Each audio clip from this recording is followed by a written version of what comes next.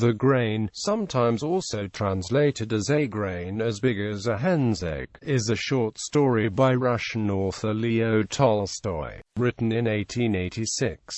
It takes the form of a parable about being content with one's lot in life. Summary: one day some children found a strange object in a ravine, and they sold it to a passerby for a penny, who then sold it to a curiosity shop. Eventually the object found its way to the king, and the king was very curious to know what it was. He called together his wise men, and they discovered that the object, about the size of a hen's egg, was actually a large grain. The king wanted to know where such a large grain could come from, and he had his men bring him an old peasant, hoping that he might know something of it.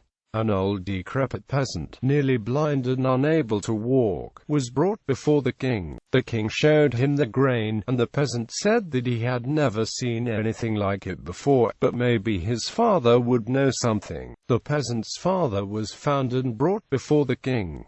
The father was apparently healthier than the son, with only one bad leg and better eyes. He, however, still could not identify the grain, but suggested that his father might know something about it. That peasant's father was found, and he was a healthy man with good legs and bright eyes. He identified the grain as one that he and his family had planted in abundance in the time. The king asks the man why he was so much healthier than his son and grandson, and how the grains were so much bigger in his day. The man explains that his health and the grains are because in his time, men were content with what they had, and they could thrive simply from the fruits of their own labor. In the times of his son and grandson, men begin to covet the neighbor's property, and they could no longer find contentment.